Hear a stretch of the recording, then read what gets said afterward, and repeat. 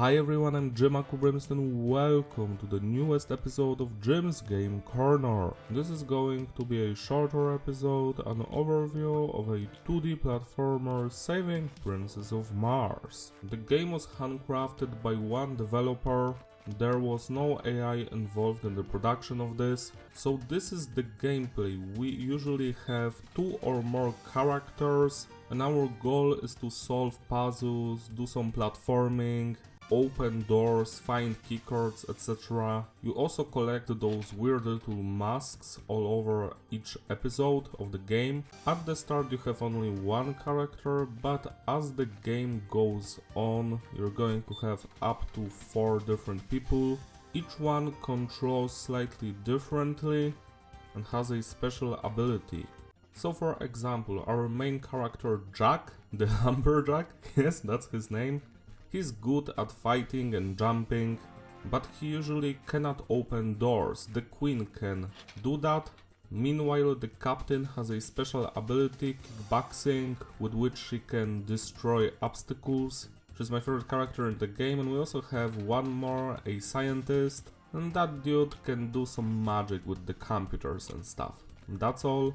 There are some hazards in the game, like toxic waste, lava that you have to watch out for. There are of course enemies, aliens that you can avoid or try to fight. Some of them are tougher than the others. For example, this red dude, he's easy to destroy, just jump on his head. But later on in the game they have armor, so you cannot jump on them, otherwise they will kill you. See this dude right here, he doesn't want to cooperate. And now I'm dead. Hell yeah! Whenever you die, you respawn in the nearest checkpoint and you can start all over. What's a good thing about this game is that whenever you die, your progress is not hindered. It's like, if you found a key, it's not being removed from your inventory. Music and the sounds in the background, all of that stuff is free SFX, so that's okay. The graphics are detailed and beautiful, as you can see. Cool pixel art. We're going to finish the game from 3 to 4 hours at best. After finishing it, you unlock hard mode, which adds tougher enemies, rearranges some stuff, adds some new things. So you can actually squeeze out 8 to 10 hours of gameplay from this title. I must say that the game is quite enjoyable. I did enjoy the levels, the puzzles, the platforming sections, but I have some grievances with it here and there.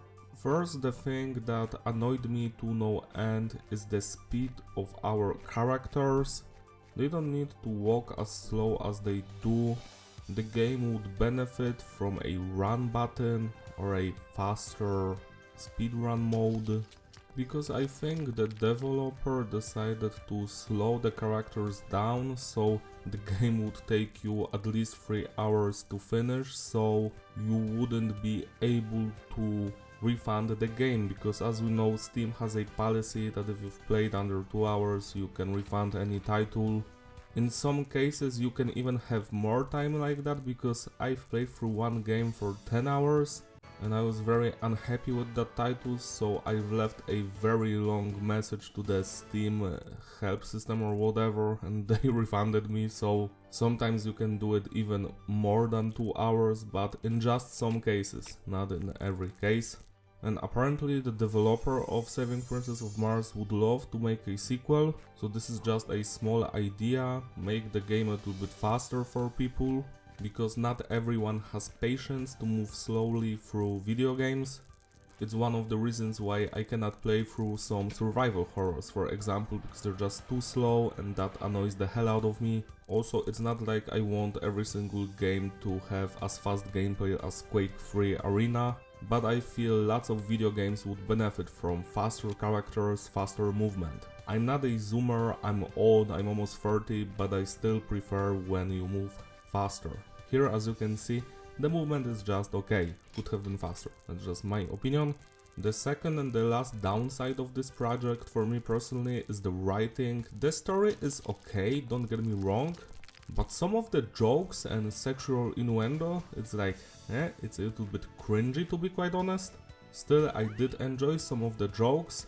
but overall I can see some people not vibing with the dialogues of the characters. They are a little bit cruel and obnoxious. So for example, if you don't like that your main character, the man, is a little bit slow when it comes to his mind, and the other characters belittle him or make fun of him, then you might not vibe with most of the conversations in this game. This is another thing that I hope is going to be improved in a sequel. Overall, I do recommend this game. I would give it 7 out of 10 because the aesthetics, the graphics, the level design, all of that was made with passion and you can feel that. When it comes to the movement speed and the story, well, it's a little bit hit or miss to be quite honest.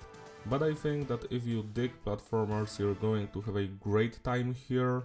I wish the developer all the best and I hope that the second part of this project is going to be better, because what we have here is good, but still it can be so much more. So if you like what you see, you can find Saving Princess of Mars on Steam. Also, I forgot to mention that a key for this game was sent to me from the Keymailer site. Thanks for that. If you enjoyed this video, give it a like and subscribe, follow me on my Instagram, links in the description. Check out other episodes of Jim's Game Corner where I recommend you some lesser known titles that are still worth your time. Shout out to all my Patreon supporters who gracefully sponsor these videos, you are truly wonderful. If you want, you can join them so I can make you an album review, doom MIDI cover or lyric video of your choice. See you next time, bye!